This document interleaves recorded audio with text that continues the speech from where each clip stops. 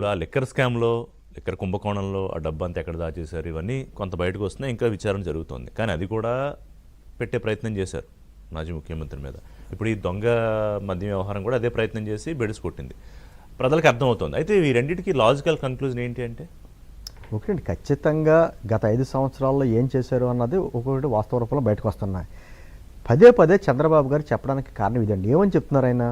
మనం ఏదో ఒక పక్క నుంచి అభివృద్ధి కార్యక్రమాలు చేసుకుంటూ వెళ్తున్నాం, కానీ ప్రతి దాని మీద కూడా రాష్ట్రంలో శాంతి భద్రతలు విఘాతం కలిగించడానికి, రాష్ట్రంలో పెట్టుబడులు రాకుండా పారిశ్రామికవేత్తలను బెదిరించడానికి ప్రతిరోజు విశ్వ ప్రయత్నం వైఎస్ఆర్ కాంగ్రెస్ పార్టీ వాళ్ళు చేస్తున్నారు.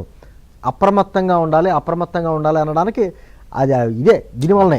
అంటే ఇది ఒకటే కాదు, బ్రాండ్ దెబ్బతీయడానికి ఎలా ప్రయత్నిస్తారు ఖచ్చితంగా. ఎందుకంటే అమరావతి విషయంలో ఏ విధంగా లెటర్లు రాశారు, పోలవరం విషయంలో ఏ విధంగా చేసుకుంటూ వచ్చారు, ఈ రోజున ఈ అద్భుతమైనటువంటి ప్రాజెక్టు వస్తే గూగుల్ ప్రాజెక్టు, దాని గురించి కూడా కనీసం మంచి వార్త లేకుండా పేపర్లో ఆ కోడిగుడ్డు మంత్రి గారు ఏం పెట్టాడంటే ఆయన, ఇది కూడా మా హయాంలోనే వచ్చింది అని ఒక మాట, మరో మాటకి ఏమంటాడు, దీనివల్ల ఏమొస్తే మహా అయితే 200 ఉద్యోగాలు రావు అని ఇంకొక మాట. అంటే అన్ని 2 రకాలుగా మాటలు. అంటే రాష్ట్రం బాగుంటాం, రాష్ట్రంలో శాంతి భద్రతలు ఉండడం, రాష్ట్రానికి పెట్టుబడులు రావడం అనేది వాళ్ళు సహించలేరు. అది మెయిన్. ఏదో రకంగా వారి హయాంలో రాలేదు కాబట్టి కూటమి ప్రభుత్వంలో కూడా రాకూడదు, రాష్ట్రం అభివృద్ధి చెందకూడదు అనేటువంటి భావన తప్ప అది ఇటువంటిది టెర్రరిస్టులు కూడా ఉంటుందండి ఆలోచన. వెరీ క్రూయల్ అని అంటే మీకు ఇప్పుడు ఎక్కడన్నా వరదలు కానీ ఏదైనా వచ్చినప్పుడు ఆ హయాంలో ఆ టైంలో టెర్రరిస్టులు కూడా ఏ కార్యక్రమాలు చేరు, అసలు ఖచ్చితంగా చేయరండి. ఆ టైంలో ఎటువంటి ప్రకృతి విలయాలు సంభవించినప్పుడు ఆ కార్యక్రమాలు ఆఫ్ చేస్తారు అక్కడ.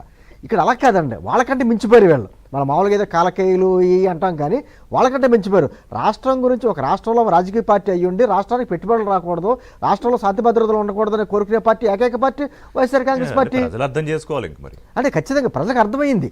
ప్రజలు భయపడే కదా వైఎస్ఆర్ కాంగ్రెస్ పార్టీ అంటే, భయపడే కదా కూటమి ప్రభుత్వమే నమ్మకంతో ఓటేశారు. ఈ రోజున ఒక్కొక్కటి వాళ్ళ విశ్వరూపం బయటకు వస్తుంటే మాట్లాడితే జగన్మోహన్ రెడ్డి ఏమంటాడంటే, మరొక 5 ఏళ్ళు కానీ జగన్మోహన్ రెడ్డి వచ్చుంటే, వైఎస్ఆర్ కాంగ్రెస్ పార్టీ వచ్చుంటే ఏముంటుందండి రాష్ట్రం? ఇక రాష్ట్రం భారతదేశ ముఖ చిత్రంలో ఆంధ్రప్రదేశ్ ఉండదు, ఇంకా స్పేస్ ఉంటుందంటే ఆల్రెడీ వలసలు వెళ్ళిపోయినప్పుడు ఉత్తరాంధ్ర రాయలసీమ మొత్తం ఖాళీ అవ్వాల్సిన పరిస్థితి. నేను అంటుంది ఇప్పటికైనా ప్రజలు కూడా అప్రమత్తంగా ఉండాలి.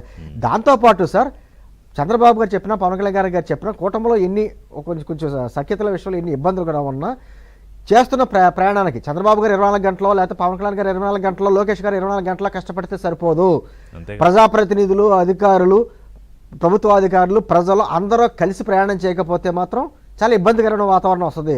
కలిసి ప్రయాణం చేస్తే మాత్రం నేను కూడా 2047 వరకు ఆగవసరం లేదు. స్వర్ణాంధ్రప్రదేశ్గా 2029గా అద్భుతమైనటువంటి ఆంధ్రప్రదేశ్ మనం అర్థం చేసుకోవాల్సింది ఏంటంటే, కూటమి నాయకులు కూడా మీరు అన్నట్టు మంచి మాట చెప్పారు. ఏదో ప్రభుత్వం వాళ్ళ ముగ్గురు కోసం ఏర్పడలేదు, అభివృద్ధి వాళ్ళ ముగ్గురికి పట్టింది కాదు, అందరికీ అంతే కదండి. ఇప్పుడు చంద్రబాబు గారు 1,00,000 మెజారిటీ తోటి, పవన్ కళ్యాణ్ గారు 1,00,000 మెజారిటీ తోటి, లోకేష్ గారు 1,00,000 మెజారిటీతో గెలిస్తే లాభం లేదు కదా. ఎమ్మెల్యేలు అందరూ గెలవాలి కదా. కొందరు ఎమ్మెల్యేల పరిస్థితి ఏంటి అనేది కొంచెం ప్రశ్నార్థకంగా మారుతుంది. కొంచెం ప్రశ్నార్థం ఖచ్చితంగా ప్రజల నుంచి వస్తున్నాయి ప్రశ్నలు. ప్రసాద్ గారు, దీన్ని ఎట్లా లాజికల్ కన్క్లూజన్? ఎందుకంటే ప్రభుత్వమే ఎనీవే వాళ్ళ బురద జల్లే ప్రయత్నం